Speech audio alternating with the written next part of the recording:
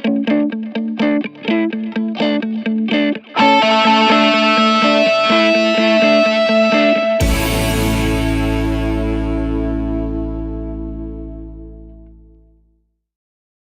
में से कितने लोग हैं जिनकी इंग्लिश बहुत अच्छी है, जो पूरे कॉन्फिडेंस से इंग्लिश बोल सकते हैं? सोच लेना, मैं यहाँ पे बिठा करके बुलवाऊंगा, सोच लेना। कुछ का ऐसे ऐसे नहीं, ये थोड़ा ज्यादा हो रहा है, इतनी अच्छी भी नहीं है। कितने लोग हैं जिनको इंग्लिश समझ तो आ जाती है लेकिन बोल नहीं पाते हैं कॉन्फिडेंस, अपने आप को एक्सप्रेस नहीं कर पाते? सर फंबल बहुत करता है, फंबल बहुत फंबल होता है और अंदर से बोलने से पहले ही हमको डर लगने लग जाता है कि अगर मैं आपको यहाँ पर बुलाऊं आपको समझ आ जाएगा अगर कोई इंग्लिश में बात करेगा, लेकिन अगर मैं आपको कहूंगा बोलने के लिए तो आप कॉन्शियस हो जाओगे। जितने हम फ्लुएंटली हिंदी बोलते हैं उसी कॉन्फिडेंस से हम इंग्लिश में बोलते हैं। उस कॉन्फिडेंस से हम नहीं बोल पाते, तो उस कॉन्फिडेंस से कैसे बोलें? That is the challenge. Problem पकड़ में आ रही है ना?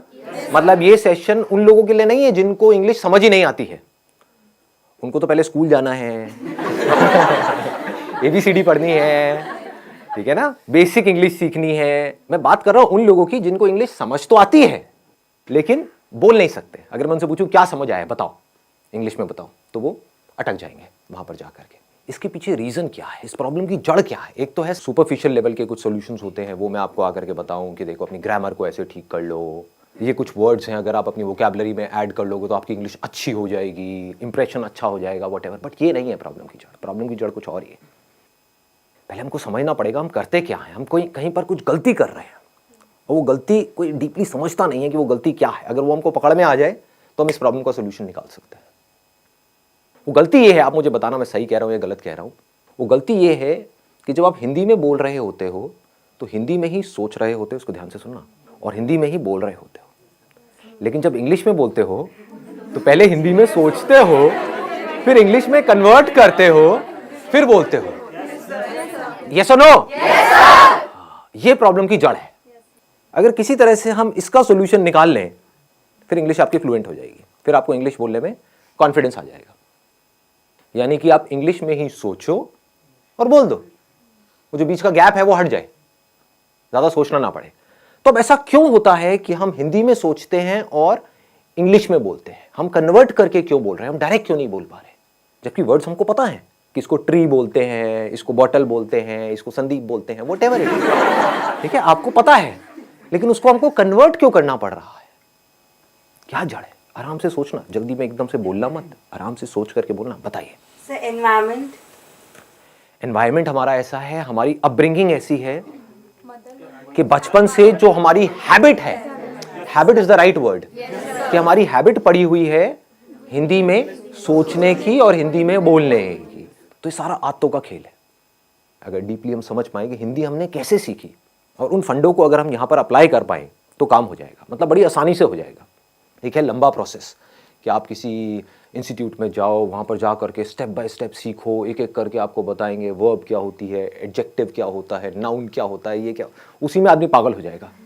एक तो पहले ही वर्ड्स को कन्वर्ट करना पड़ रहा है, साथ में ये भी देखना पड़ रहा है ये नाउन है, एडजेक्टिव है, वर्ब है, मैं सही बोल रहा हूँ गलत बोल रहा हूँ, हो गया ना? और ज्यादा कॉम्प्लिकेटेड हो जाएगा। तो सीख भी सकते होगे तो नहीं सीख पाओगे, अगर सीख भी जाओगे अंदर ही अंदर तो बोल नहीं पाओगे, क्योंकि अंदर और खचड़ पचड़ हो गई। मतलब बेसिकली जैसे पानी है ना, वो बहता है कि मतलब कोई रुकावट ना आए, ऐसे वो बहनी चाहिए, उसको फ्लुएंसी बोलते हैं। तो मैं आप लोगों से पूछता हूं कि हिंदी हमने कैसे सीखी? अगर हमको ये समझ आएगा तो हम इंग्लिश को भी सीख सकते हैं और बड़ी जल्दी सीख सकते हैं।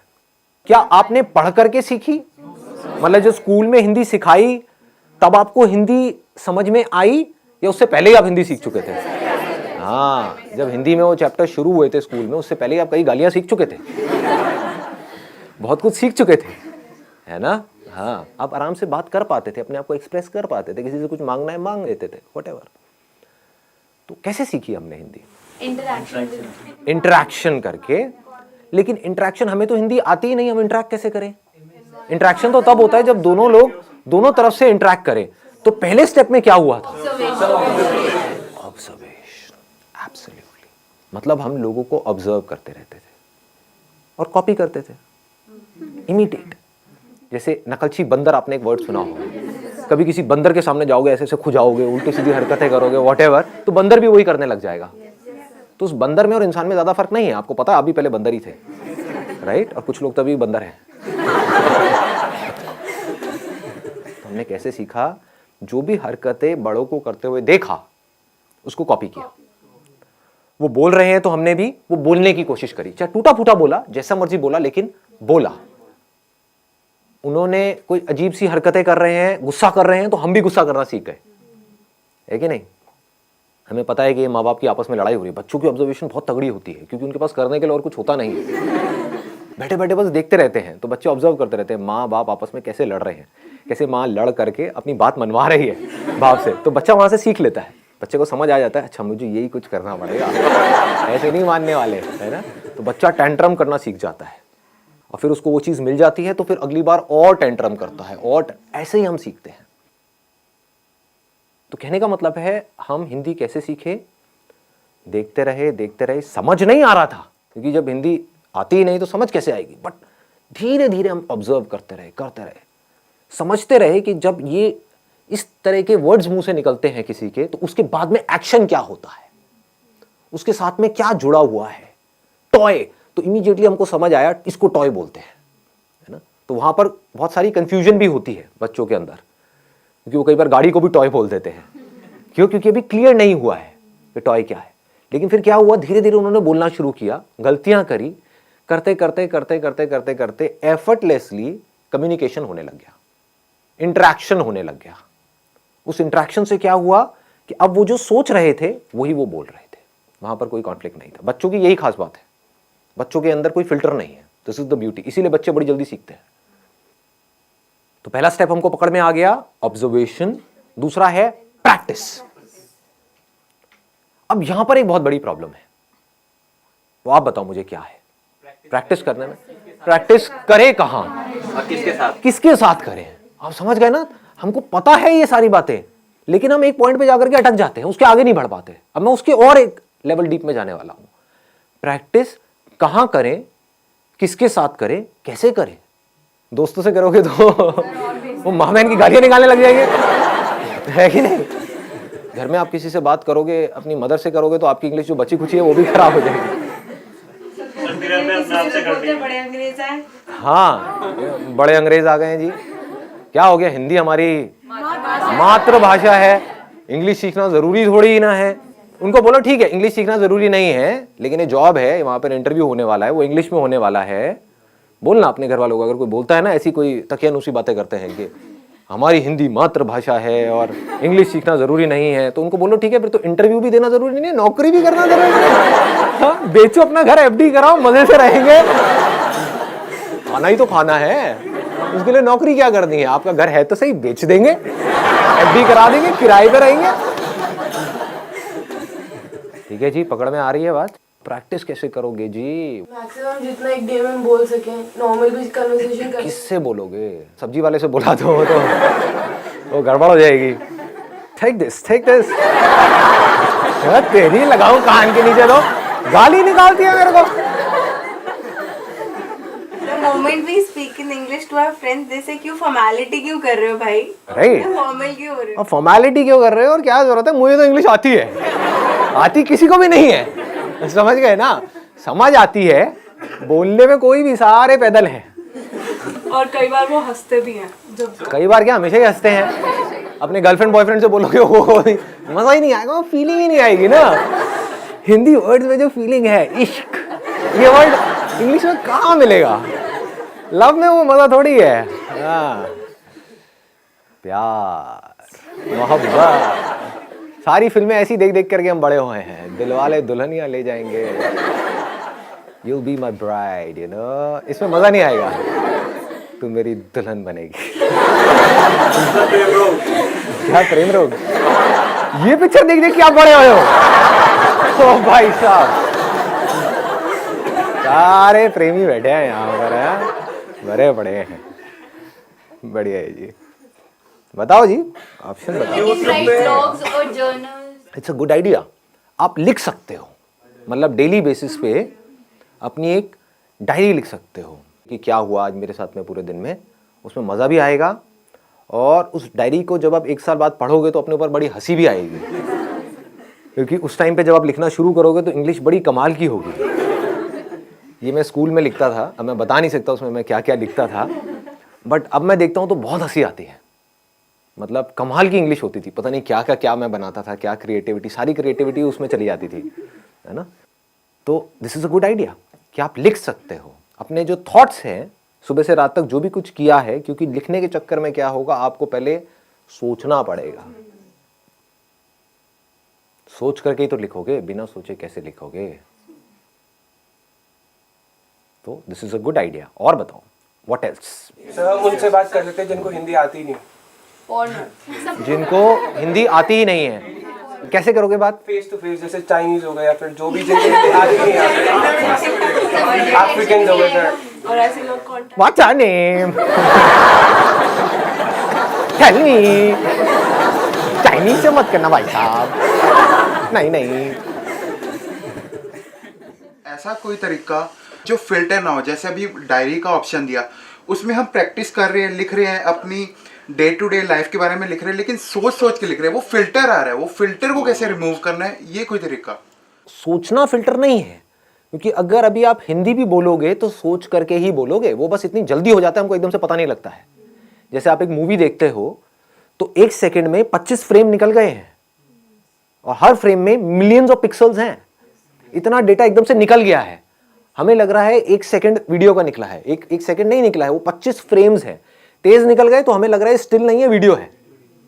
ऐसे ही जब आप हिंदी बोलते हो तो ये मत समझो बिना सोचे बोल रहे हो, लेकिन हो क्या रहा है, आपने सोचा और बोला।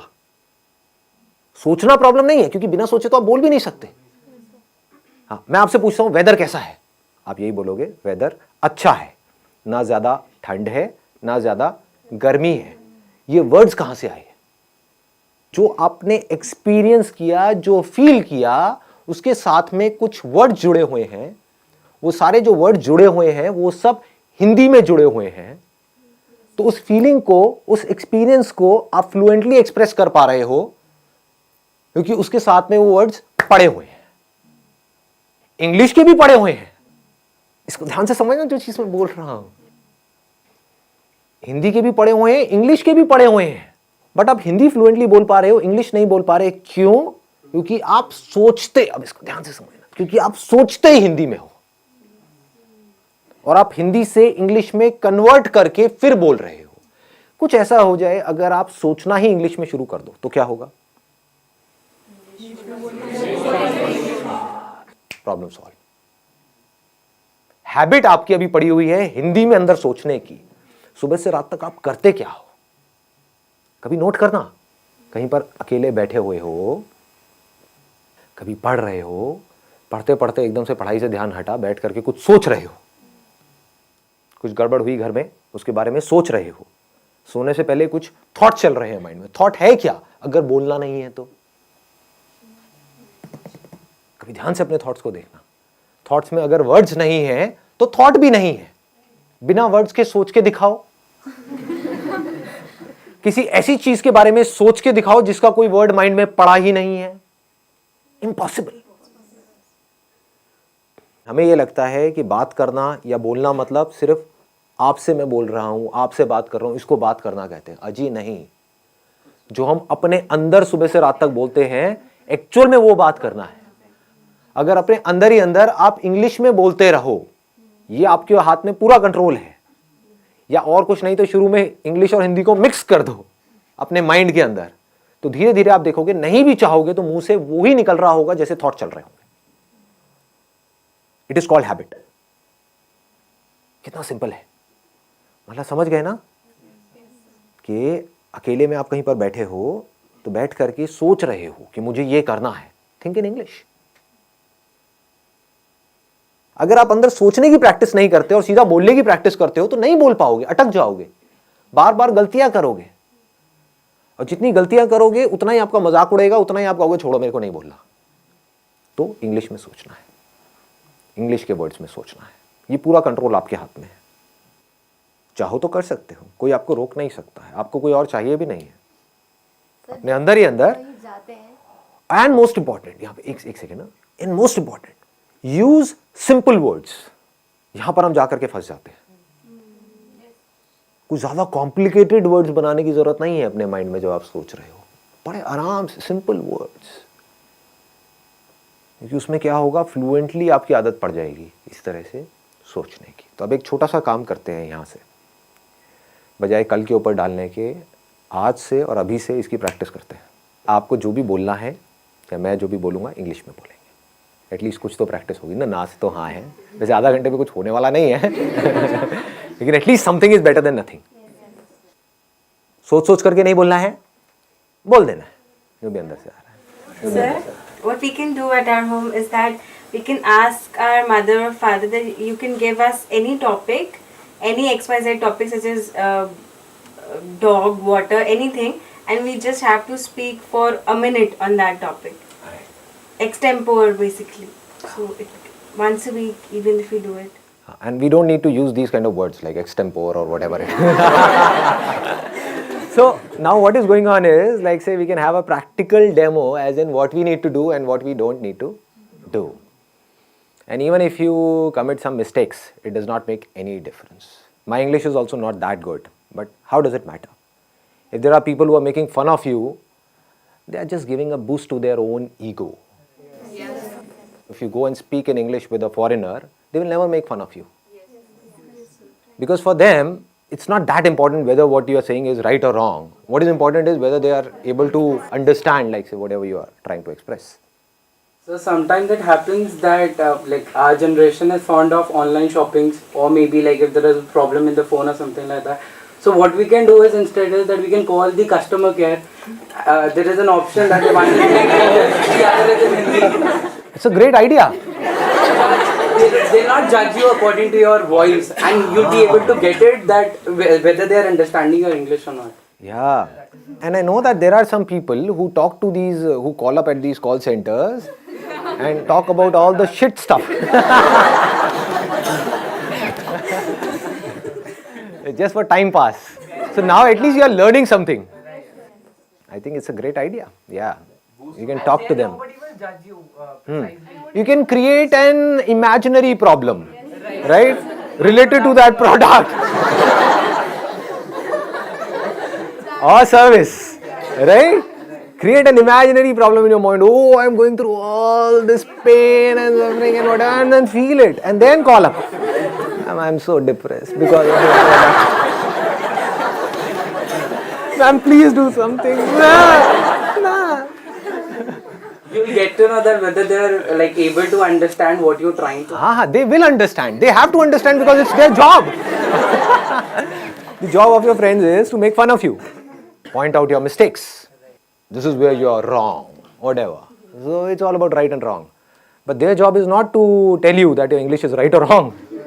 Their job is to understand whatever you are saying and then give you a solution. There are some things in life where you can't afford to be mechanical. You need to put some conscious effort in it.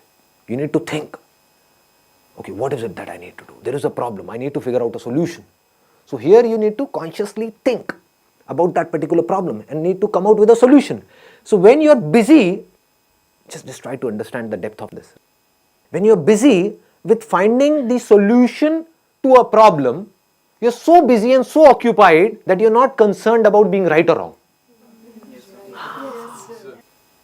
When we are busy in something, then we are not thinking too much about it. For example, you must have noticed, if you're speaking with a foreigner, some of your relatives or whatever, like say they are from UK or US and they've come to India at your home, and you're talking to them in English. Do you see what I'm saying? Now you are so busy in talking to them, you're not thinking about being right or wrong. So if you're trying to find out the solution of the problem which is right now there on the top priority, you would see the whole of the energy is going in finding out the solution. So this English will start coming out effortlessly. These thoughts, these words in English will start coming out effortlessly because this is what you desperately want and need. This is the power of our mind. I'm going in a different dimension. Like say, if your mind has to do something, if you are in a situation, for example, if there is a mother and a child, and the mother says, no, I don't have that much of energy in my body or whatever it is, right? But the moment her child is in danger, she will have so much of energy that she will be able to fight with 10 people, all by herself. How was this energy released?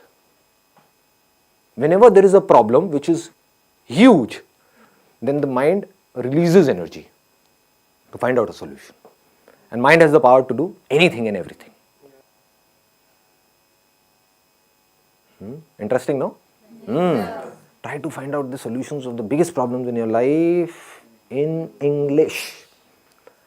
That will take care of this problem of learning English. So, you will not have to put in effort to learn English. You will learn English automatically. As you learnt Hindi automatically. It's easy. It's easy. It's simple. Yeah. The major thing that discourages us to speak is like being judged by people. And like at the back of our minds, we always think what would the other person think about us. Let those people go to hell. Curse them in your mind. Stare करते हैं वो लोग गलत बोलते So English. Speak up with confidence. This is the key. You know what? Even if you're not confident, just pretend to be confident. Sir words mind में आ ही नहीं रहे हैं कुछ दिनों से घर पे हूँ तो माइंड बिल्कुल ऐसे हो चुका है हिंदी इंग्लिश के वर्ड्स तक नहीं आ रहे हैं एक्चुअली एग्जाम्स थे बस पढ़ाई वो सब ही चल रहा था तो सर वो चीज़ें ही नहीं आ रही माइंड में जो मुझे सब कुछ आता था वो भी मैं भूल चुकी ऐसा लग रहा है What are you saying? I'm not getting it. I'm not getting it. I told you English, girl. Speak up. Sir मुझे बोलना क्या था मैं तो ये It's okay, no problem. Anything I else? think we stammer or get stuck while speaking because we get short of words while speaking and then we get short of thoughts also. So if we are in continuous, like we are reading or we writing anything, so we are not short of thoughts and consequently we are not short of words also. Right. So one is that we are reading and writing and something to do with conversation. One is reading or writing like mathematics or something to do with science, because these kind of words, or chemistry or biology or physics, these kind of words we don't use in our day-to-day conversation. So we need to read something or listen to something or go through something which is related to our day-to-day lives. So maybe you can watch Friends. This is one of my favorite, like Breaking Bad. Game of Thrones. I've heard a lot about it, but I don't know what it is. So go for Big Bang. Big Bang Theory. MD House. No limits. In my old age home, these things are not there.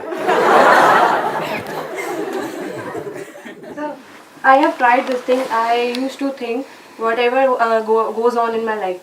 But what thought comes up is maybe I'm wrong. Whatever I'm thinking is wrong. So how would these things get correct? Like who will correct me? Even if you're wrong, how does it matter? That we need to understand again and again.